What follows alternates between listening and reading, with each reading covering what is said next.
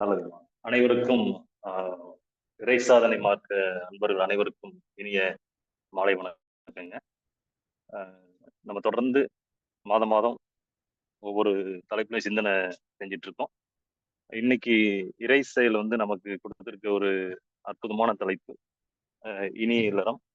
இன்னைக்கு அதை பத்தி தான் நம்ம பேச போறோம். ஆஹ், இந்த தலைப்பை ஏன் இப்ப தேர்ந்தெடுக்க காரணம் அப்படின்னு பாத்தீங்கன்னா, நம்ம தொடர்ந்து உடல் ஆரோக்கிய தேவையான பல விஷயங்களை பேசிட்டு இருக்கோம். ஆஹ் தொடர்ந்து பேச போறோம். இருந்தாலும் இந்த தலைப்பு ஆஹ் இப்போ இருக்கிற தேவைக்கு ரொம்ப முக்கியமானதா இருக்கு. அதை கொஞ்சம் நம்ம அன்பர்களுக்கும் நம்ம சார்ந்தவர்களுக்கும் எடுத்து கூற உதவியா இருக்கும்னு நான் நம்புறேன். என்னுடைய ஆசான்கள், காலம் சென்ற மருத்துவர் ஃபஸ்லூர் ரஹ்மான் ஐயா அவர்களுக்கும், எனது வாழ்வியல் ஆசான் திரு மகி ராமலிங்கம் ஐயா அவர்களுக்கும் வணக்கத்தை தெரிவித்து இன்றைய நிகழ்வுக்கு செல்கிறோம். நல்லதுங்க. நம்ம தொடர்ந்து ஒரு வருஷத்துக்கு மேல ஆரோக்கியத்தை பத்தி பல தலைப்புகள்ல சிந்திச்சுட்டு இருக்கோம். இன்னைக்கு நம்ம எடுத்திருக்க தலைப்பு பாத்தீங்கன்னா, இனிய இல்லறம். பொதுவா இறைவன் எந்த உறுப்பையும் தவறா படைக்கல.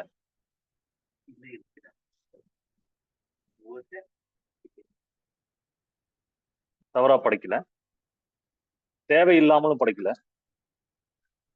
நம்ம நம்ம உடல்ல இருக்கிற எல்லா உடல் உறுப்புகளையும் ஒரே மாதிரிதான் நம்ம பார்க்கணும். இது நல்ல உறுப்பு, இது கெட்ட உறுப்பு, இது அழகான உறுப்பு, இது அழகற்ற உறுப்பு, அறிவற்ற உறுப்பு, இப்படிலாம் நம்ம முதல்ல பார்க்க கூடாது. உடல், உயிர் அப்படிங்கிற விஷயத்த மனதுல வச்சுக்கணும். ஒரு வீடுன்னு இருந்தா கண்டிப்பா வாசல் இருக்கும், கால் இருக்கும், சமையல் அறை இருக்கும், படுக்கை அறை இருக்கும், குளியல் அறை இருக்கும், கழிவறை இருக்கும், நம்ம கொல்லப்புறம்னு சொல்லுவீங்களா அது இருக்கும், தோட்டம் இருக்கும், கிணறு இருக்கும். இப்படி எல்லாம் கலந்ததுதான் நம்ம ஒரு வீடுன்னு சொல்லுவோம். அதே மாதிரி நம்ம மனித உடல் அமைப்பையும் பாத்தீங்கன்னா எல்லாமே கலந்ததுதான். ரத்த மண்டலம், சதை மண்டலம், எலும்பு மண்டலம், நரம்பு மண்டலம், செரிமான மண்டலம், இப்படி நம்ம சொல்லிக்கிட்டே போலாம். அந்த அளவுக்கு எண்ணற்ற ஒரு இயக்கங்களோட தொகுப்பு தான் நம்மளோட உடல். அதனால இந்த இறைவனால் படைக்கப்பட்ட ஒரு அற்புதமான பஞ்சபூதத்தால் படைக்கப்பட்டிருக்க இந்த உடம்ப நம்ம எந்த அளவுக்கு நம்ம தெரிஞ்சு வச்சிருக்கோம், அதை எந்த அளவுக்கு நம்ம பயன்படுத்துறோம் அப்படிங்கிற விஷயத்தான் நம்ம இன்னைக்கு கொஞ்சம் ஆழமா பார்க்க போறோம். ஏன்னா இது சமூகத்துல ஒரு மிகப்பெரிய பங்களிப்பை இது நடத்திட்டு இருக்கு. ஆனா அதை நம்ம பயன்படுத்தாமையே நம்ம எல்லாருமே ஒரு எதிர் திசையில போயிட்டு இருக்கோம். இப்போ உதாரணத்துக்கு நம்ம சென்னைக்கு போகணும்னா, சென்னைக்கு போகிறதுக்கு பல வழிகள் இருந்தாலும் சென்னையை நோக்கி போகணும். அதுதான் சரியான வழி. ஆனா நம்ம சென்னைக்கு போகணும்னு தெரியும். ஆனா நம்ம எங்கெங்கேயோ போய் சுத்திட்டு இருக்கோம். அந்த சென்னையை நம்ம அடையிறதே இல்லை. அதை அடையாமலே பல பேர் பாத்தீங்கன்னா இறந்தும் போயிடுறாங்க. அப்படிங்கறதுதான் இங்க நம்ம இன்னைக்கு பேச போகக்கூடிய விஷயம்.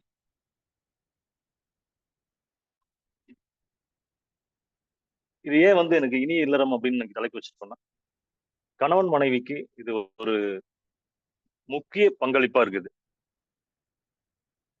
கணவன் மனைவி மகிழ்ச்சியா இருந்தாங்கன்னா குடும்பமே மகிழ்ச்சியா இருக்கும், அவங்களோட சுற்றம் மகிழ்ச்சியா இருக்கும், சமுதாயமும் மகிழ்ச்சியா இருக்கும். ஒரு அழகான சமுதாயமா மாறும். ஒவ்வொருத்தரும் வந்து ஒரு அன்பானவங்களாவும், அமைதியானவங்களாவும் இருப்பாங்க. அப்படிங்கிற விஷயத்த பத்தி தான் இன்னைக்கு நம்ம சிந்திக்க போறோம். பொதுவா நம்ம ஊர்ல மாதவிடாயும், அ காமமும் இந்த பேர கேட்டாலே சில பேர் வந்து முகம் சுளிக்கிறது, அலர்ஜி, அது ஏதோ தவிர்க்கக்கூடிய விஷயம் அப்படிங்கிற மாரி நம்ம தவிர்க்கிறது. அது தெரிஞ்சுக்க கூடாத விஷயம். அத பத்தி பேசக்கூடாது. அத பத்தி மத்தவங்கள்ட்ட பகிர்ந்துக்க கூடாது. அ அத பத்திய விஷயங்கள வந்து யாராவது தேடினா வந்து பாத்தீங்கன்னா, அவங்க அதே மாரியான சிந்தனை உள்ளவங்க அப்படிங்கிற மாரியான ஒரு மனப்பான்மை இருக்கு. அதுக்கு முன்னாடி நம்ம ஒரு விஷயத்த வந்து புரிஞ்சு வச்சுக்கணும். "மிகையினும் குறையினும் நோய் செய்யும்" அப்படிங்கிற விஷயத்த நம்ம இங்க முன்னாடியே சொல்லிக்க வந்து நான் விரும்புறேன். ஏன்னா, எந்த ஒரு விஷயமும் மிகையினும் குறையினும் கண்டிப்பா நோய் செய்யும். அந்த மிகையாவும் இருக்கக்கூடாது, குறையாவும் இருக்கக்கூடாது இல்லைங்களா?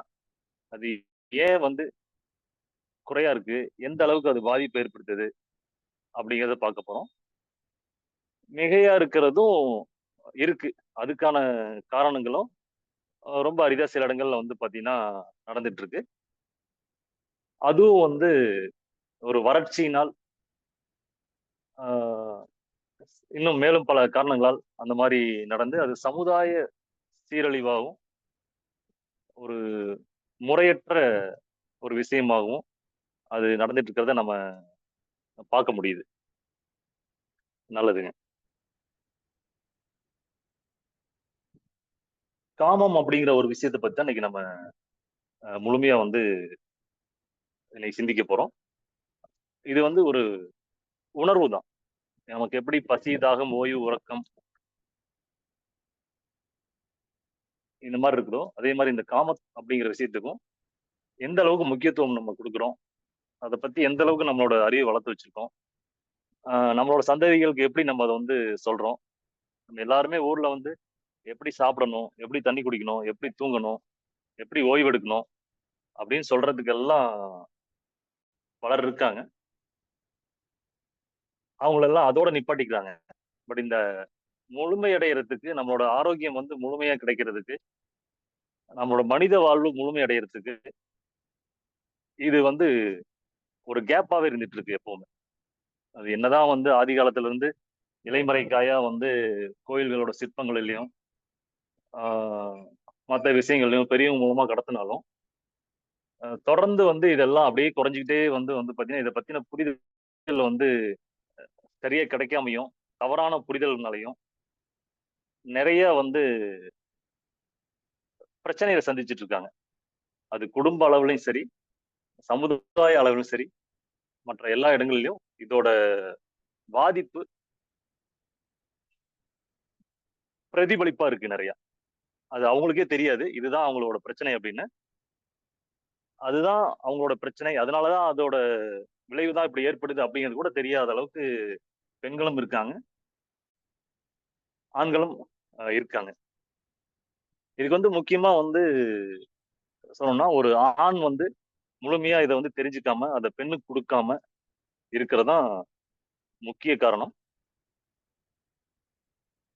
இத நம்ம சொல்லும்போது பல ஆண்களால அத வந்து ஏற்றுக்கொள்ள முடியறதில்ல. ஏன்னா, அவங்களோட அறியாமை வந்து வெளிக்கொணரப்படுது. அது அவங்களுக்கு ஒரு ஈகோவா மாறுது. அ அதனால வந்து எனக்கு எல்லாம் தெரியும் அப்படிங்கிற மாரியான ஒரு மனப்பான்மையில வெளிக்காட்டிக்குவாங்க.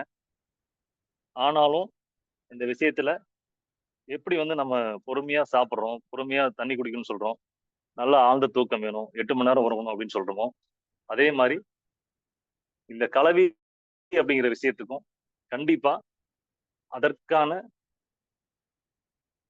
உடலுக்கு தேவையான பயாலஜிக்கல் நீட்ஸ் அப்படின்னு சொல்லுவீங்களா? அந்த நீட்ஸ் வந்து ஃபுல்ஃபில் ஆகுற மாரியான நேரத்த அதுக்கு சரியான நேரமா செலவிடணும். அதுவும் சரியான பருவ வயதுல உடம்பு ஹார்மோன்ஸ் எதெல்லாம் வந்து கேக்குதோ, அதெல்லாம் அவங்களுக்கு தணிக்கப்படணும்.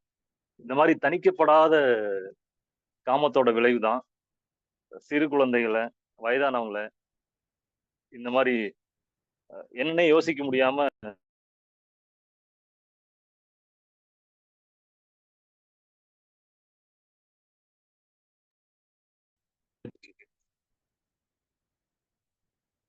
அதனால இது எந்த அளவுக்கு வந்து சமுதாயத்துல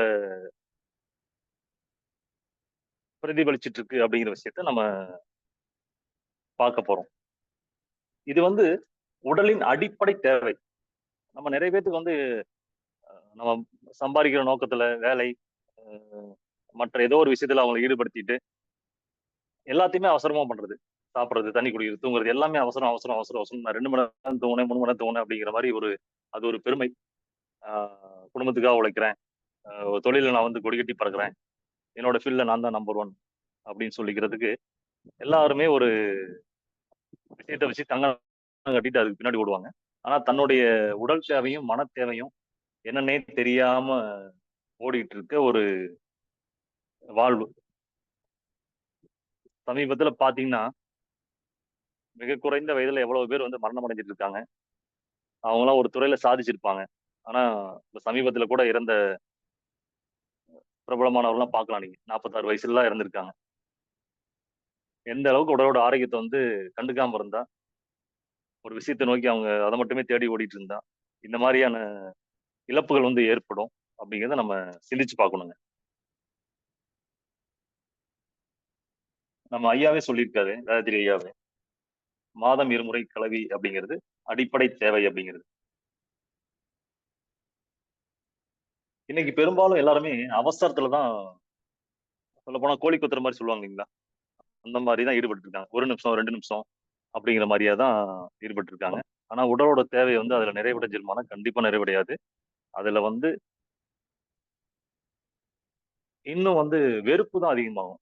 ஒரு ஆணுக்கு வந்து 2 நிமிடத்துல வந்து அவங்களோட வேட்கை வந்து தீர்க்கப்படுது அப்படின்னா, ஒரு பெண்ணுக்கு வந்து பாத்தீங்கன்னா குறைஞ்சது சில மணி நேரங்கள் கூட அவங்களுக்கு அதெல்லாம் தேவைப்படும். உடல் அளவிலும், மனதளவிலும் அவங்கள சரியா கையாளப்பட்டு அன்போட இருந்து, அவங்களோட தேவை என்ன அப்படிங்கிறத எதிர்நோக்கி, அந்த மாதிரியா கையாளணும் பெண்கள. உதாரணத்துக்கு எடுத்த உடனே வந்து அ ஒரு கலவி அப்படிங்கிற விஷயத்த வந்து ஆரம்பிச்சிடக்கூடாது. அவங்க வந்து உடல் அளவிலும், மனதளவிலும் முன்பிருந்தே தயாரா இருக்கணும். அன்றைய நாள்ல காலையில இருந்தே தயாரா இருக்கணும். திடீர்னு நைட் வந்து 10 மணிக்கு உடனே எடுத்து ஒரு ஆணாதிக்க மனப்பான்மையில எனக்கு வேணும், எனக்கு கிடைக்கணும் அப்படிங்கிற மாரி இது பண்றது, பெண்கள வந்து வெறுப்பின் உச்சத்துக்கு தான் கொண்டு போகும். கண்டிப்பா வந்து ஒரு நிம்மதியான சூழல் இருக்காது. இது ஒவ்வொரு நாளும் நடக்க, நடக்க, நடக்க அவங்களுக்கு அதிகபட்சமான வெறுப்போட உச்சிக்கு தான் போயிட்டு இருப்பாங்க. என்ன சொல்ல வரேன்னு உங்களுக்கு புரிஞ்சிருக்கும்னு நெனைக்கிறேன். இது தொடர்ந்து நடக்க, நடக்க ஒரு பெண் வந்து குழந்தை பெத்துக்குவாங்க. அதெல்லாம் நடக்குங்க அதெல்லாம். இயல்பா வந்து விதை வந்து அந்த இடத்துல விழுந்துருச்சுனாவே, குழந்தை உற்பத்தியாகும், குழந்தை பிறக்கும். தான் ஒரு ஆண்மகன் அப்படின்னு நிரூபிக்கிறதுக்கு அந்த இதெல்லாம் வந்து ரெடி ஆயிரும். ஆனா அந்த பெண் வந்து முழுமை அடைஞ்சிருப்பாங்களான்னு கேட்டா, கண்டிப்பா அவங்க திருப்தி அடைஞ்சிருக்க மாட்டாங்க. அவங்களோட உடல் தேவைகள் வந்து இருந்துட்டே தான் இருக்கும். ஒரு ஆய்வு என்ன சொல்லுதுன்னா, 80% அதிகமான பெண்கள் கலவியோட முழுமையான இன்பத்த அடையாமலேயே இறந்து போறாங்க அப்படிங்கிறது ஆய்வு சொல்லுது. எங்களோட அனுபவத்துல 80% இல்ல, 90% அதிகமா தான் கண்டிப்பா இருப்பாங்க. ஏன்னா அது காலங்காலமா இது அப்படியே பின்பற்றிட்டு இருக்காங்க. 1 நிமிஷம், 2 நிமிஷம் அப்படின்னு. அதனால அந்த பெண்களுக்கு கூட இது வந்து தெரியறதில்ல. அது அவங்களால சொல்லக்கூட தெரியாது. அப்படி இருக்கிறது கூட பல பெண்கள் தெரியாம போயிடுறாங்க. இப்ப கிராமத்துலலாம் இருக்காங்கன்னு வச்சுக்கோங்களேன். அவங்கலாம் வந்து பார்த்தீங்கன்னா, இந்த மாரியான வாய்ப்புகள்லாம் தெரிஞ்சுக்கிறதுக்கான வாய்ப்புகள் இல்லாம இருந்தாங்கன்னா, அவங்க அப்படியே காலங்காலமா இருந்துட்டு இருப்பாங்க. இதுக்கு முன்னாடி அவங்க அப்பா, அம்மா என்ன சொல்லியிருந்தாங்களோ, தாத்தா என்ன பண்ணியிருந்தாங்களோ, அவங்க பாட்டி என்ன பண்ணியிருந்தாங்களோ, அதே மாரி கணவனுக்கு சேவை செஞ்சுட்டு, ஆ குழந்தைகள்லாம் பார்த்துக்கிட்டு, என்ன அவங்களுக்கு குடும்ப தேவை இருக்கோ அத மட்டும் பண்ணிட்டு, அவங்களோட தேவை என்னன்னு தெரியாமலே ஓடிட்டே இருப்பாங்க. பல பெண்கள பார்த்தீங்கன்னா, ரொம்ப விகாரமாகவும், என்ன எதுக்கு சண்டை போடுறோம்ன்னு தெரியாமயே கத்துவாங்க. எந்த இடத்துல எத பேசணும்னு தெரியாம பயங்கரமா வெறுப்புணர்ச்சியோட உச்சத்துல இருப்பாங்க. நீங்க செய்தியில பார்க்கலாம். கணவன் வந்து குடிச்சிட்டு வந்தாரு. மனைவி வந்து அடிச்சுட்டாங்க, கள்ள தூக்கி போட்டுட்டாங்க, கொன்னுட்டாங்க. எண்ணெய் காய்ச்சி இப்ப 2 நாளைக்கு முன்னாடி ஒரு செய்தி பார்த்தோம். எண்ணெய் காய்ச்சி கால்ல ஊத்திட்டாங்க. ஒட்டி வர அவங்களுக்கு வந்து ஹாஸ்பிட்டல் அட்மிட் பண்ணியிருக்காங்க. மனைவி வந்து கைது அப்படின்னு ஒரு செய்தி பார்த்தேன். அப்புறம் சில மனைவிகள் வந்து பயங்கரமா அடிக்கிறதுல இருந்து இந்த மாரி கல்ல தூக்கி போட்டு கொல்றது, இன்னும் வேறு வகையில வந்து கொல்றது இந்த மாரி விஷயங்கள். எக்ஸ்ட்ரா மேரிட்டல் அஃபேர்ஸ்ன்னு சொல்லுவாங்க. தேவையில்லாத பழக்கவழக்கங்கள், குடும்பத்த தாண்டியான உறவுகள். இந்த மாரிலாம் அவங்களுக்கே தெரியாம போய் சிக்கிக்குவாங்க. அவங்களோட ஹார்மோன் தூண்டப்படும்போது, உடலின் தேவைகள் வந்து தணிக்கப்படாத போது, வேற ஒரு இணைய வந்து தேடுற மாரியான ஒரு விஷயத்துக்குள்ள போய் சிக்கிக்குவாங்க. அதுதான் வந்து ஒரு சமுதாய சீரழிவா மாறும், கொண்டு போய் விடும். அந்த மாரியான பெண்களுக்கு தேவையான விஷயத்த வந்து யார் குடுக்குறாங்களோ, அவங்க பின்னாடி போற மாரியான விஷயங்கள் வந்து நடக்கும். இது தொடர்ந்து நடந்துட்டு இருக்கு. இன்னொரு முக்கியமான விஷயம், இன்னைக்கு இருக்க நீதிமன்றங்கள்ல விவாகரத்து வழக்கெல்லாம் எடுத்து பார்த்தீங்கன்னா, நல்லா பேசி பார்த்தீங்கன்னா தெரியும். ஆண்களோட இயலாமை, நெறைய பெண்கள் வந்து பார்த்தீங்கன்னா, ஒரே வார்த்தையில சொல்லி முடிச்சுருவாங்க. இம்பார்ட்டன்ட் அப்படின்னு சொல்லிருவாங்க. அதுவரைக்கும் அவங்க சொல்ல மாட்டாங்க. டைவர்ஸ் அப்படிங்கிற விஷயத்துல மட்டும் தான் குறியா இருப்பாங்க. ஆனா இந்த விஷயத்த வந்து அப்ப சொல்ல மாட்டாங்க. இத சொன்னா வந்து எங்க நம்மள தப்பா நெனச்சுருவாங்களோ, இதுக்காக வந்து எதிர்பார்க்குறாங்க அப்படிங்கிற மாரி சொல்லிருவாங்களோ அப்படிங்கிறது, பெண்ணோட திருமணமான புதிதில் மட்டும் இல்ல. எத்தனை வருடம் ஆனாலும் அவங்களுக்குள்ள மறைமுகமா கணவனிடம் மட்டுமே வெளிப்படுத்தக்கூடியதா அவங்க வந்து நெனச்சு ஒரு பாரம்பரியத்த வந்து வளர்ந்துட்டு இருக்கனால, இத அவங்களால முழுமையா வெளிப்படுத்தல. இதெல்லாம் சரியா நடக்காது அப்படிங்கிற தெரியுங்கிற பட்சத்துல தான் அவங்க வந்து விவாகரத்துன்னு போய் நின்டுறாங்க. அந்த பெண் வந்து முழுமையா காமம் தணிக்கப்பட்டால், அவங்களுக்கு தேவையான விஷயம் கிடைச்சுட்டா, கண்டிப்பா வந்து பாத்தீங்கன்னா, அவ்வளவு தூரத்துக்கு போமாட்டாங்க. தவிர்க்கணும். வெறுப்போட உச்சத்துக்கு போய் வேண்டவே வேண்டாம்னு நினைக்க மாட்டாங்க. நீங்க பார்க்கலாம் பல கிராமங்கள்லயோ, நகரத்திலயோ வந்து பாத்தீங்கன்னா, கணவன் மனைவி பயங்கரமா சண்டை போட்டுக்குவாங்க. ஆனா அடுத்த நாள் சேர்ந்துருவாங்க. எவ்வளவு அடிச்சாலும் அந்த மனைவி வந்து விட்டு குடுத்துட்டே இருப்பாங்க. தன்னோட கணவன் வந்து விட்டு கொடுக்கவே மாட்டாங்க. அவங்களோட விஷயத்த வந்து விட்டு கொடுத்தும், கணவன் வந்து விட்டு கொடுக்காம, திரும்ப திரும்ப எனக்கு அவர் வேணும், வேணும் அப்படிங்கிற இதுல தீவிரமா இருப்பாங்க. அந்த மாரியான நெறைய தம்பதிகள வந்து நீங்க வந்து சந்திச்சிருப்பீங்க நீங்க. அதுக்கெல்லாம் காரணம் வந்து அந்த பெண்ண வந்து சரியா அவர் கையாண்டிருப்பாரு. சில அண்டர்ஸ்டாண்டிங் ப்ராப்ளத்துல வந்து பாத்தீங்கன்னா, இயல்பா வந்து சண்டை போட்டுக்கிறது. அப்புறம் இரவுல வந்து கூடிக்கிறது. அடுத்த நாள் வந்து நார்மலா நகர்த்துறது. இந்த மாரியான விஷயங்கள் வந்து நடந்துட்டு இருக்கும்.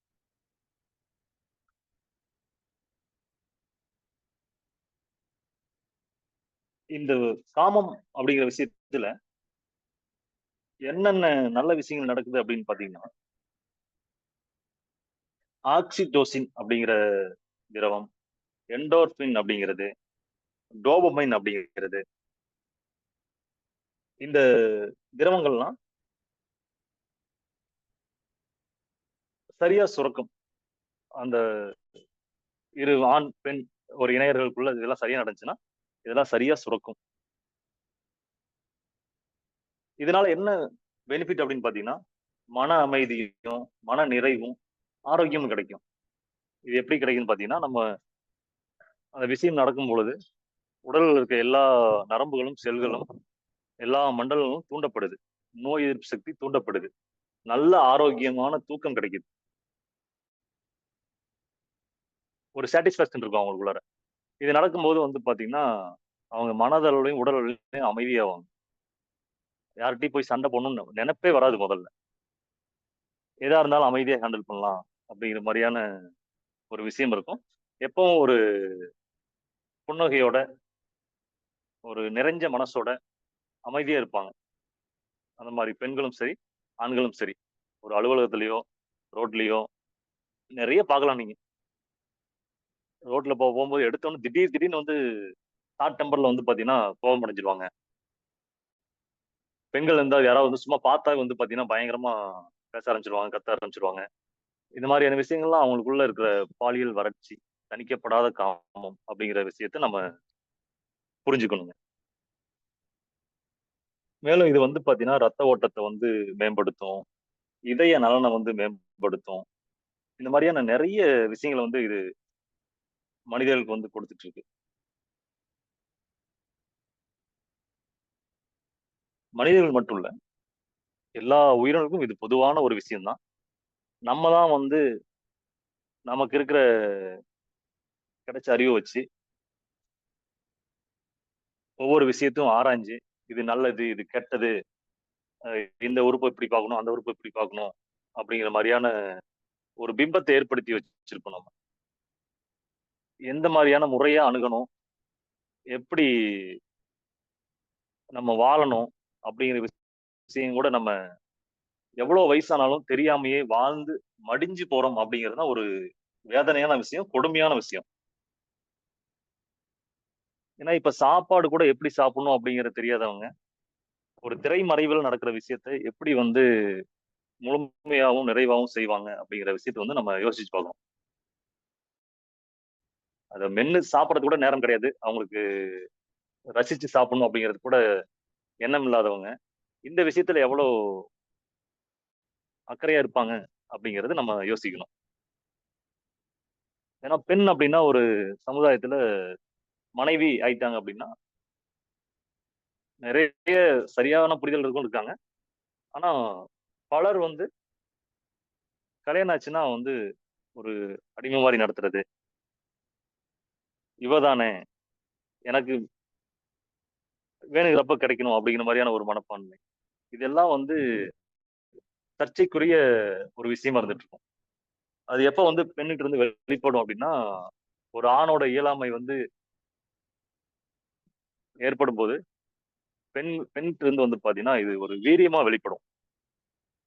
ஒரு குறிப்பிட்ட வயதுக்கு மேல பெண்ணால் பராமரிக்கப்படும் ஆண்களுக்கு வந்து பாத்தீங்கன்னா, இத பயங்கரமா அனுபவிப்பாங்க, உணர்வாங்க. ஏன்னா இத பத்தி தெரிஞ்ச பெண்கள் வந்து அத சரியா அடைய முடியாதப்பவும், குடும்ப கட்டுப்பாடு, நம்மளோட சமுதாய கட்டுப்பாடு, அந்த மாரிலாம் இருக்கும்போது, அத தாண்டி வெளிய வந்து யோசிக்க மாட்டாங்க. என்ன இருந்தாலும் கணவர் அப்படிங்கமான ஒரு விஷயத்துல ஒரு பார்டர்ல நின்னு, அந்த குடும்பத்த வந்து பெயர் கெட்டு போகக்கூடாது அப்படிங்கிறதுக்காக மெயின்டெயின் பண்ணிட்டு இருப்பாங்க.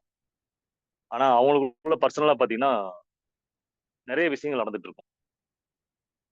இதெல்லாம் நெறைய நம்ம அனுபவங்களாவே நம்ம வந்து பாத்துட்டு இருக்கோம். அன்றாட வாழ்க்கையில அனுபவங்களாவே, அவங்க கவுன்சிலிங் குடுக்கும்போதே, அது வெளிப்படும். நெறைய வந்து வெளிப்படுங்க. அத கேட்கும்போது, அவங்க ஒரு வாழ்க்கையே வாழ்ந்து முடிச்சிருப்பாங்க. இதுதான் பிரச்சனை அப்படின்னு தெரியாமயே வாழ்ந்திருப்பாங்க. அந்த அளவுக்கு ஆணாதிக்கம் அப்படிங்கிற ஒரு மனப்பான்மையும் நம்ம ஊர்ல இருக்கிறத யாரும் வந்து மறுக்க முடியாது. அதுல பெண்கள் அவங்களோட மனநிலை என்ன? ஒவ்வொரு நாளும் எப்படி அவங்களோட மனநிலை இருக்கும் அப்படிங்கிறத ஒவ்வொரு ஆணும் வந்து புரிஞ்சுக்கணும். ஒரு பெண்ணுக்கான மனநிலை வந்து 28 நாளைக்கு உண்டான ஒரு சைக்கிள்னு வச்சுக்கோங்களேன். ஒவ்வொரு மாதவிடாய்க்கும் ஆ ஆரம்பிக்கும் நாள்ல இருந்து முடியிற வரைக்கும், பின்பு அதுக்கு இடைப்பட்ட நாட்களும், அந்த மனநிலை அவங்களுக்கு எப்படி இருக்கு அப்படிங்கிறத நம்ம ஆண்கள் வந்து கட்டாயம் தெரிஞ்சுக்கணும்.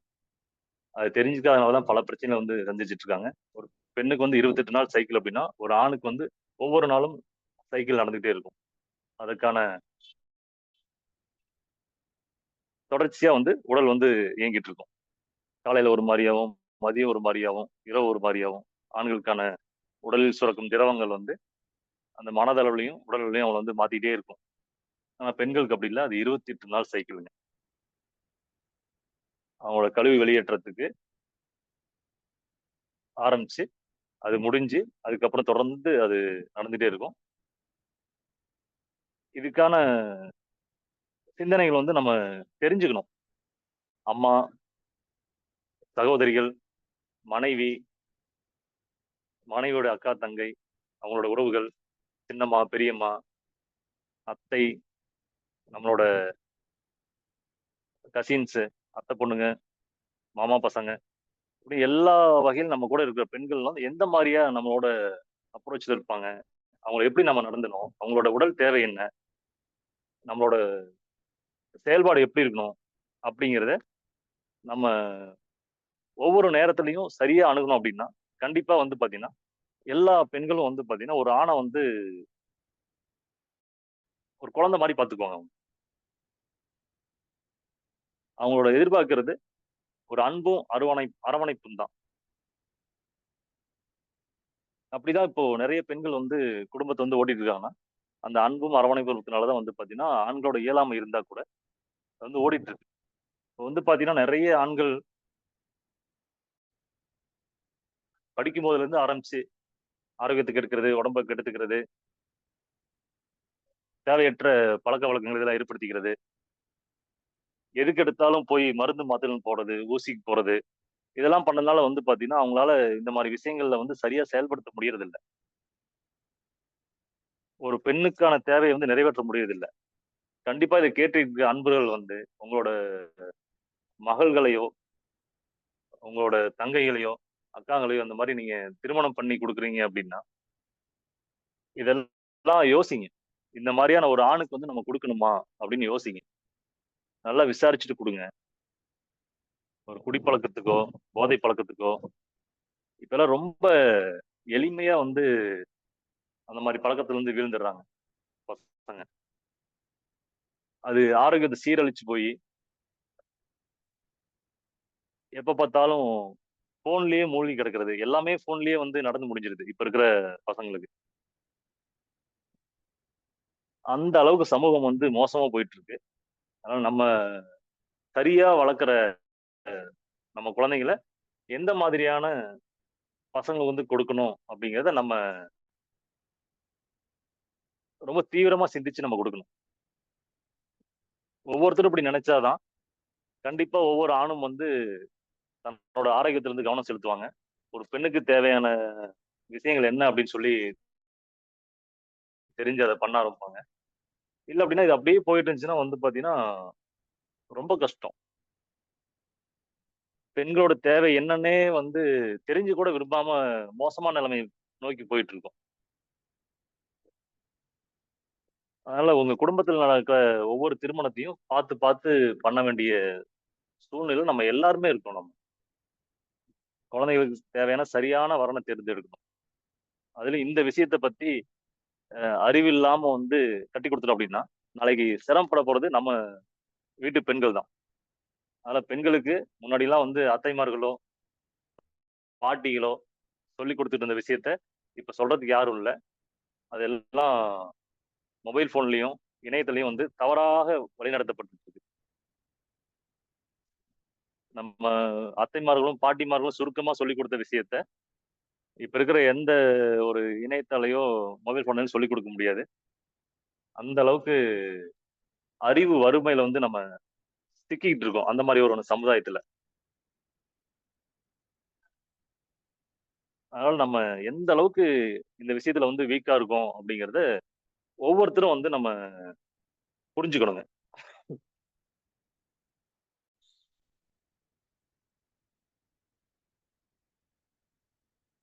முன்னாடி சொன்ன மாரி தாங்க. உலகத்துல பல கோடி பெண்கள் வந்து முழுமையான காமத்த வந்து உணராமயே இறந்து போறாங்க. அவங்க தேவையானத சாப்பிட்டுருப்பாங்க. தேவையான மாரி ஓய்வு எடுத்திருப்பாங்க. தேவையான இடத்துக்கு போயிருப்பாங்க. மனம் போல இருந்திருப்பாங்க. ஆனா இந்த விஷயம் மட்டும் ஒரு பற்றாக்குறையாவையும், முழுமையடைமையாவும் நெறைய பெண்கள் வந்து மடிஞ்சு போயிருக்காங்க அப்படிங்கிறது தான் உண்மையா இருக்கு. அதுக்கு முழுமையான அடிப்படை காரணம் வந்து ஆணாதிக்க மனப்பான்மை தான் அதிகமா இருக்கு. அத எந்த ஆண்களும் வந்து ஒத்துக்கிறது இல்ல. தங்களோட அறியாமைய வந்து சரி செஞ்சுக்கணும் அப்படிங்கிறதும் குறைவான பட்சம் தான் இருக்கு.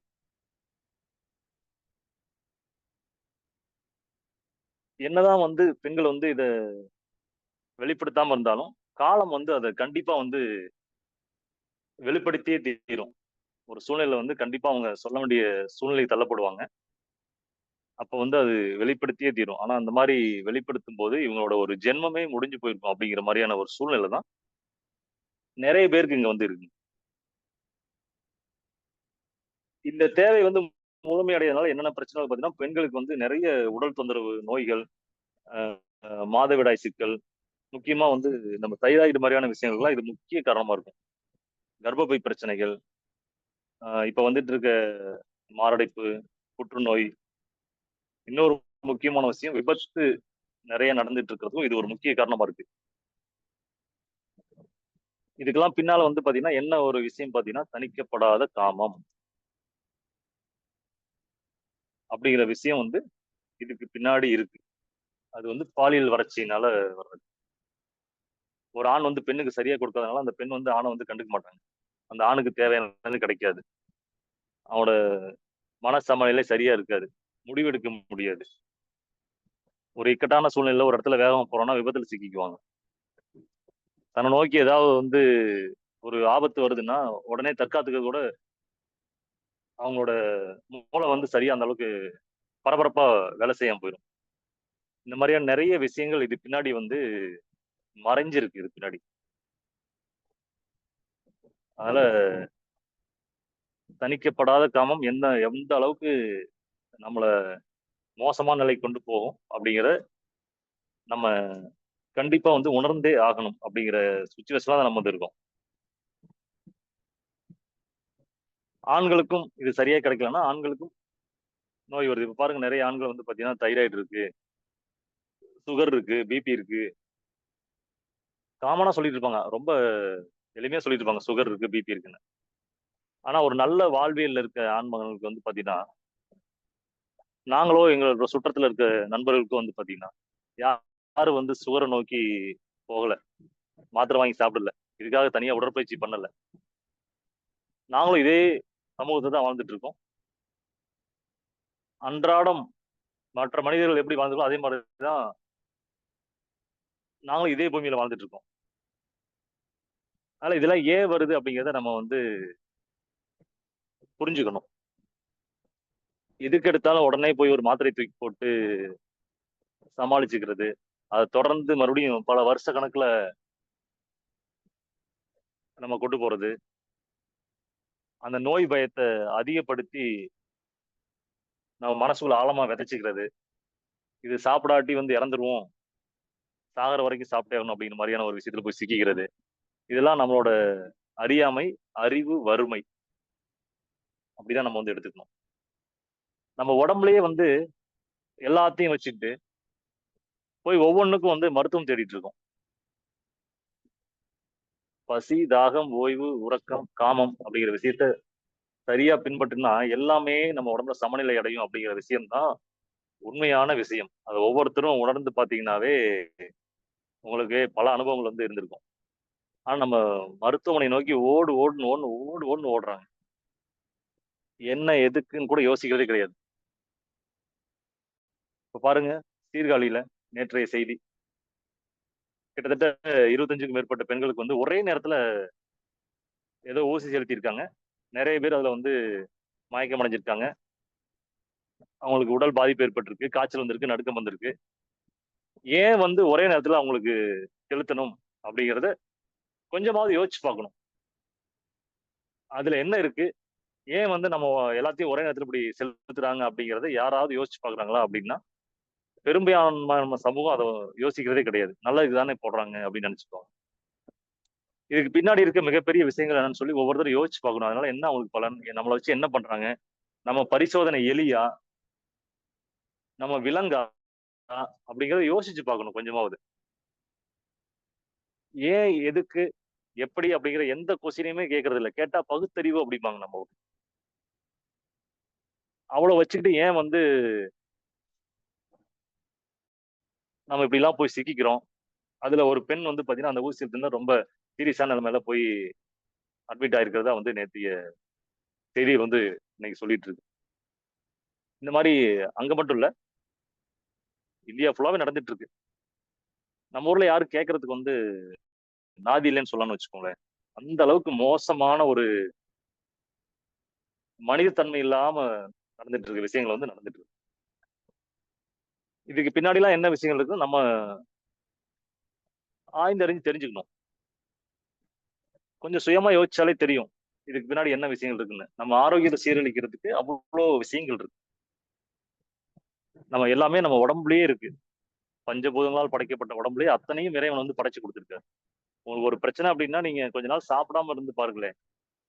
ரெகுலரா சாப்பிடுற சமைச்ச உணவ தவிர்த்துட்டு, அமைதியா சாப்பிடாம இருந்து பாருங்க. எந்த அளவுக்கு வேகமா வந்து சரியாகுதுன்னு மட்டும் யோசிச்சு பாருங்க.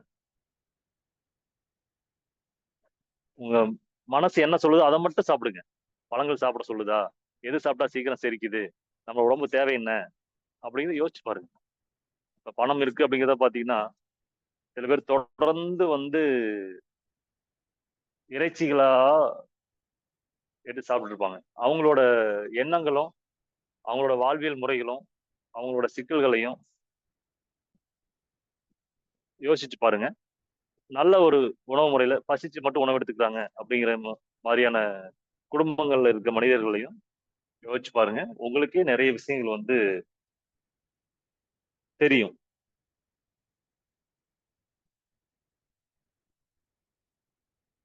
அதனால நம்ம இந்த மாரி ஒவ்வொரு விஷயத்தையும் நம்ம வந்து பார்த்து, பார்த்து பண்ணணும்னு யோசிக்கிறோம்.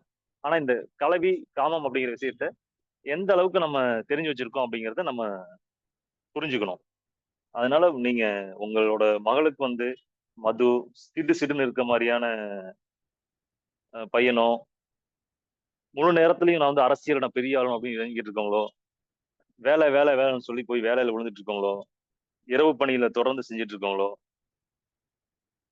ஒரு சின்ன சின்ன தொந்தரவுக்கு மருந்து எடுத்து பழகிட்டு இருக்கவங்களையோ, தயவு செஞ்சு உங்களோட பெண்ண வந்து கட்டி குடுத்துறாதீங்க. வாழ்க்கை ஃபுல்லா வந்து சீரழியணும் அப்படிங்கிறத நம்ம எழுதி குடுத்துட்டு போய் நம்மளே வந்து மாட்டிக்கிற மாரி. நம்மளே போய் கசாப்பு கடையில நிக்கிற மாரி. என்ன வெட்டு அப்படிங்கிற மாரியான ஒரு விஷயம் அந்த விஷயம். அதனால முடிஞ்ச வரைக்கும் உங்களோட குழந்தைகளுக்கு வரன் பார்க்கும்போது, எப்படி நம்ம பார்க்கணும்? என்ன அவங்களுக்கு தெரிஞ்சிருக்கணும்? அவங்களோட தகுதி என்ன? உண்மையான தகுதி என்ன? அப்படிங்கிறத தெரிஞ்சுக்கோங்க.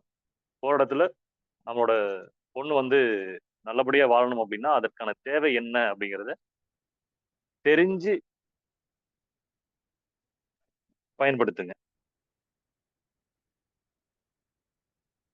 அதே மாரி வந்து பெண் வந்து தன்னோட தேவைய வந்து கேட்டா வந்து அவங்கள வந்து கேவலமா பேசுறது, அப்படிங்கிற மாதிரியான மனப்பான்மை நம்ம சமூகத்துல இன்னும் வந்து இருந்துட்டு தான் இருக்கு.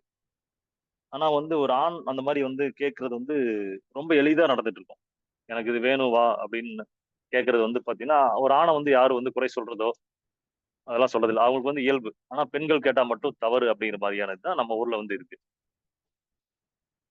அதனால பெண்கள் வந்து அவங்களோட செய்கைகளால தான் அத வந்து தெரிஞ்சுக்க முடியும். அவங்களோட கண்ண பார்த்தாலே தெரிஞ்சுக்க முடியும். அவங்களோட பேச்சிலயுமே தெரியும். நம்ம காலங்காலமா சமூகம் அப்படிதான் பழக்கி வச்சிருக்கு. அதனால அவங்களோட உடல் மொழியே வந்து வெளிப்படுத்தும். அவங்களோட உடல் தேவை என்ன அப்படிங்கிறத வெளிப்படுத்தும். அதனால நம்ம இன்னும் ஒரு படி மேல போய் சிந்திக்கணும் அப்படின்னா, நெறைய பேர் வந்து பார்த்தீங்கன்னா, பெண்ணுறுப்பு மட்டுமே இன்பம், காமம் அப்படிங்கிற மாரி ஒரு தவறான கண்ணோட்டத்துல பெண்கள வந்து கையாண்டுட்டு இருக்காங்க. அது முற்றிலும் ஒரு தவறான விஷயம். அது வந்து பிறப்புறுப்பு. அதே மாரி பெண்களுக்கு வந்து ஆண்கள விட 2 மடங்கு வந்து உணர்ச்சிகள் வந்து அதிகம் அப்படிங்கிறது ஒரு உண்மை. ஆண்களுக்கு வந்து இனப்பெருக்க உறுப்புல 4000 நரம்புகள் வந்து சங்கமிக்குது அப்படின்னா, பெண்களுக்கு வந்து அந்த இடத்துல 8000 நரம்புகள் வந்து சங்கமிக்குது அப்படிங்கிறது அறிவியல் பூர்வமான உண்மை அது. அதனால பெண்களோட தேவை எந்த அளவுக்கு இருக்கும் அப்படிங்கிறது நம்ம புரிஞ்சுக்கணும். அது அந்த மாரியே அவங்கள வந்து கையாளணும். ஒரு பெண்ணோட தேவை என்ன அப்படிங்கிறத முழுமையா வந்து அவங்களுக்கு கொடுத்துட்டு, அதுக்கப்புறம் தான் ஆண் வந்து தன்னோட இன்பத்த வந்து தேடிக்கணும். அதான் வந்து கலவியோட அடிப்படை. பட் ஆனா இப்ப நடந்துட்டு இருக்கிறதெல்லாம் நீங்க யோசிச்சு பார்த்தீங்கன்னா, அப்படியே ஆப்போசிட்டா இருக்கும். 2 நிமிடங்கள்ல வந்து ஆண் முடிச்சுட்டு உறங்க போயிருவாரு. பெண்ணுக்கு அப்ப ஆரம்பம் தான் அந்த கட்டம். ஆரம்பத்திலேயே வந்து முடிஞ்சுற மாரி. அதாவது ஒரு ஆணும், பெண்ணும் வந்து இணையா வந்து ஒரு வண்டியில பயணிக்கணும் அப்படின்னா, ஆண் வந்து ஒரு வாகனத்த வந்து ஏறுனோனே இறங்கிருவாரு. பெண் மட்டும் பயண தயாராகிட்டு இருப்பாங்க. ஆனா இப்ப நடந்துட்டு வந்து பார்த்தீங்கன்னா, ஒரு ஆண் ஏறி டக்குன்னு இறங்கிருவாரு. அந்த பெண்ண வந்து புடிச்சு வண்டியில இருந்து தள்ளி விட்டுறதுக்கு சமம் அது. அந்த மாதிரியான ஒரு விஷயம்தான் வந்து இப்போ நடந்துட்டு இருக்கு. இதை பத்திலாம் நம்ம சரியான வழி என்ன, எப்படி இதை பத்தி நம்ம தெரிஞ்சுக்கணும், கொடுக்க வேண்டிய விஷயங்கள் என்ன அப்படிங்கிற விஷயம் வந்து நம்ம ஆழமா சிந்திச்சு செயல்பட வேண்டிய சூழ்நிலையில நம்ம ஒவ்வொருத்தருமே இருக்கோம். அது மாதிரி பெண்கள் வந்து ஆண்களுக்கு சமமானவர்கள் சமமானவர்கள் அப்படின்னு சொல்றது முற்றிலும் பொய். அந்த மாதிரி வந்து சமுதாயம் வந்து சில பெயர்களை வச்சுக்கிட்டு பெண்களை வந்து ஏமாத்தி பாலியல் வன்புணர்வுகளுக்காக பயன்படுத்திட்டு இருக்கிறதா தான் நான் பாக்குறேன். அதனால பெண்கள் எப்பவுமே ஆண்களுக்கு சமமானவர்கள் அல்ல, ஆண்களை விட பல மடங்கு உயர்ந்தவர்கள் அப்படிங்கறதா இங்க வந்து உண்மையா இருக்கு. நீங்க நிறைய பேர் படிச்சிட்டு இருப்பீங்க. ஒரு பெண்கிட்ட வந்து பாத்தீங்கன்னா பொருளை கொடுத்தா உணவா கொடுப்பாங்க,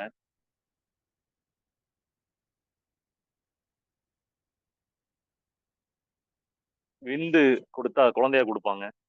இந்த மாதிரியான ஒவ்வொரு விஷயத்தையும் பாத்தீங்கன்னாவே பெண் எப்பவுமே வந்து தனக்கு கிடைக்கிற விஷயத்த வந்து பல்கி பெருக செஞ்சுக்கிட்டே இருப்பாங்க. அவ்வளவு ஆற்றல் வாய்ந்தவங்க. பெண் ஒரு மாபெரும் சக்தி அப்படிங்கிறது தான் உண்மை. பெண் இல்லாம இந்த மனித சமுதாயமே கிடையாது.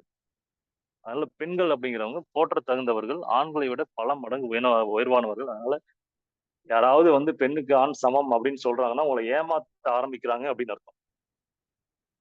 அதனால அந்த மாதிரி ஆட்கள்ட்ட இருந்து நம்ம உஷாரா இருக்கணும். ஆணுக்கு பெண் சமம், ஆணுக்கு பெண் சமம் அப்படிங்கறத காலங்காலமா நம்ம முன்னோர்கள் வந்து சரியான வழியை கத்துக் கொடுத்துட்டு இருந்தவங்கலாம் ஒரு போற்ற தகுந்த இடத்த வச்சிருக்காங்க. பெண்ணை வந்து தாயா பாக்குறது, பெண் தெய்வமா பாக்குறது, ஆறுகளுக்கெல்லாம் ஒரு பெண்ணோட பெயரை தான் வச்சு வணங்கியிருக்காங்க. அவ்வளோ விஷயங்கள் வந்து நம்ம ஊர்ல வந்து இருந்திருக்கு எல்லாமே. ஆனா காலப்போக்குல எல்லாமே பெண்களை ஏமாற்றக்கூடிய விஷயங்கள் வந்து நிறைய திணிப்பு நடந்து அவங்களோட சுரண்டல் வந்து நிறைய நடந்துட்டு இருக்கு. பல முறையற்ற சிந்தனை இருக்கிற ஆண்கள் வந்து பாத்தீங்கன்னா ஒரு பாலியல் சுரண்டலுக்காக இந்த மாதிரியா சொல்லி இப்பவும் அந்த மாதிரி ஆட்கள் இருக்காங்க. பெண்கள் ஆனா வந்து ரொம்ப எச்சரிக்கையோட இருக்கணும் இந்த விஷயத்துல வந்து.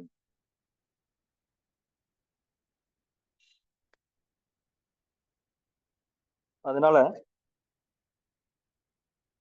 நமது உடம்புலயே வந்து இவ்வளவு தீர்வு வச்சுக்கிட்டு நம்ம மருத்துவமனைக்கு போறது சரியான விஷயமா அப்படின்னு நம்ம யோசிக்கணும். நம்ம எப்பவும் சொல்ற மாதிரி தான் டாக்டர் பிஎம் கிட்டே என்ன ஒரு விஷயம் சொல்லியிருப்பாருன்னு பாத்தீங்கன்னா, மோர் ஹாஸ்பிட்டல்ஸ், மோர் டாக்டர்ஸ், மோர் டெத், லெஸ் ஹெல்த். அதாவது நிறைய ஹாஸ்பிட்டல்ஸ் வந்துருச்சு, நிறைய டாக்டர்ஸ் இருக்காங்க, இறப்புகளும் அதிகமா இருக்கு, ஆனா ஆரோக்கியம் மட்டும் ரொம்ப ரொம்ப ரொம்ப ரொம்ப குறைவா இருக்கு அப்படிங்கறத சொன்னவர் டாக்டர் பிஎம் கிட்டே. இருதய சிறப்பு சிகிச்சை நிபுணர், கார்டியாலஜிஸ்ட், பத்மபூஷன் விருது வாங்கினவர். இப்ப 90 வயசுக்கு மேற்பட்ட வயசுல இருக்கவர். சமகாலத்துல நவீன மருத்துவ மோசடிகளை தோலுரிச்சுட்டு சமுதாயத்துல மக்களுக்கு விழிப்புணர்வு கொடுத்துட்டு இருந்தவர். அந்த அளவுக்கு ஒரு புனிதமான ஆத்மா அவர் சொன்ன விஷயம் அது.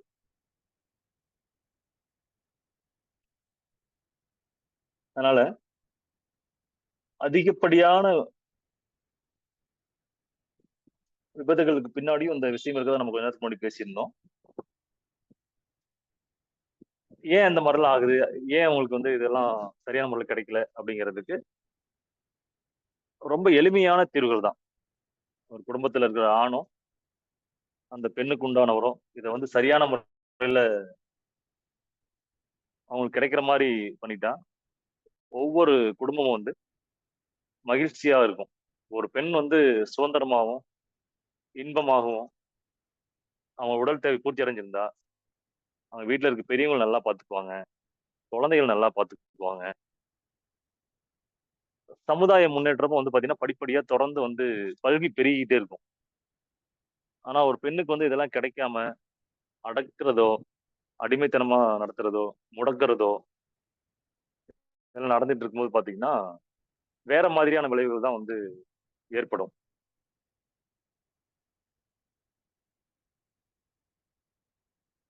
அதனால இந்த மாரி விஷயங்கள்லாம் ஏன் நடக்குது அப்படின்னு நம்ம புரிஞ்சாலே, நம்ம நெறைய விஷயங்கள வந்து சரி செஞ்சுக்கலாம், தப்பிச்சுக்கலாம். இந்த மாரி காமம் அப்படிங்கிறது வெறும் பிசிக்கல் நீட்ஸ் அப்படின்னு கேட்டீங்கன்னா, கண்டிப்பா கிடையாது. மனதிற்கும் தேவையான ஒரு உணர்வு அது. உடல் ரீதியான செயல்பாடு மட்டும் கிடையாது. அது மன ரீதியான ஒரு அமைதியையும், ஆரோக்கியத்தையும் கொடுக்கக்கூடிய விஷயம் தான் இந்த காமம் அப்படிங்கிற விஷயம். மீண்டும் ஒரு முறை நம்ம நினைவுபடுத்துறோம். மிகையினும் குறையினும் நோய் செய்யும். அதுல எதுவுமே சரியான அளவுல, சரியான முறையில இருந்தா, கண்டிப்பா வந்து எல்லாருமே வந்து ஆரோக்கியமா இருக்க முடியும். முக்கியமா பெண்கள வந்து சரியான முறையில கையாண்டு, அவங்களுக்கு உடல் தேவைகள வந்து சரியான முறையில குடுத்துட்டு இருந்தா, கண்டிப்பா வந்து ஒரு குடும்பம் வந்து மகிழ்ச்சியா இருக்கும். எப்பவுமே மகிழ்ச்சியா இருக்கும். ஒரு ஆணுக்கு தேவையான விஷயத்த வந்து பெண் செஞ்சுக்கிட்டே இருக்காங்கன்னா, அவங்களோட நீட்ஸ் வந்து ஃபுல்ஃபில் ஆயிட்டே இருக்கணும். அப்பதான் வந்து அந்த பெண் வந்து அந்த குடும்பத்துக்கு வந்து அவ்வளோ சப்போர்ட்டா இருப்பாங்க. நீங்க நெறைய ஒரு வளர்ச்சி அந்த குடும்பத்தலாம் பார்த்தீங்கன்னா, அந்த பெண் வந்து அந்த குடும்பத்துக்கு, அந்த ஆணோட வளர்ச்சிக்கு ப ஒரு பின்புலமாவும், பயங்கர பக்கபலமாவும் இருந்திருப்பாங்க. அதுக்கு பின்னாடி பார்த்தீங்கன்னா, அந்த ஆணோட அன்பு அவங்களுக்கு முழுமையா கிடைச்சிருக்கும். அந்த மாரியான குடும்பத்த நீங்க நெனச்சு பார்த்தீங்கன்னாவே, சரியான முறையில நல்லா புரிஞ்சுக்க முடியும். அவங்களோட தேவைகள் வந்து தீர்க்கப்பட்டிருக்கும். தொடர்ந்து வந்து கிடைச்சிட்டு இருக்கும். அவங்களுக்காக என்ன வேணா பண்ணுவாங்க அப்படிங்கிற அளவுக்கு போவாங்க பெண்கள் வந்து. நெறைய சம்பவங்கள், உதாரணங்கள் வந்து நம்ம ஊர்லயே இருக்கு அந்த மாரி. ஒரு ஆணுக்கு தேவையான விஷயத்த செய்யறதுக்கு பெண்கள் வந்து எப்பவும் தயாரா இருப்பாங்க. அவங்களோட மகிழ்ச்சி வந்து எந்த குறைபாடும் இல்லாம இருக்கு அப்படின்னா, நீங்க யோசிச்சு பார்த்தீங்கன்னா தெரியும். எந்த எல்லைக்கும் போவாங்க அந்த ஆணுக்காக. அந்த அளவுக்கு பெண் வந்து சக்தி படைத்தவங்க. அதனால இந்த மாரியான அடிப்படை விஷயங்கள தான் இன்னைக்கு நான் வந்து உங்கள்ட்ட பகிர்ந்துக்கணும்னு நெனச்சேன். அ உங்களுக்கு எல்லாருக்கும் இந்த இன்னைக்கு பேசின விஷயம் வந்து பயனுள்ளதா இருந்திருக்கும்னு நம்புறேன். இந்த ஒரு அருமையான வாய்ப்பு ஏற்படுத்தி கொடுத்த இறை சாதனை மார்க்கத்துக்கும், இறை செயலுக்கும் நன்றி கூறி, இன்றைய சிந்தனைய வந்து முடிக்கிறோம். நல்லது. நன்றி. வணக்கம். வாழ்க வளமுடன்ங்க. நம்ம அடுத்து கேள்வி பதிலுக்குள்ள போலாம். நல்லதுங்க.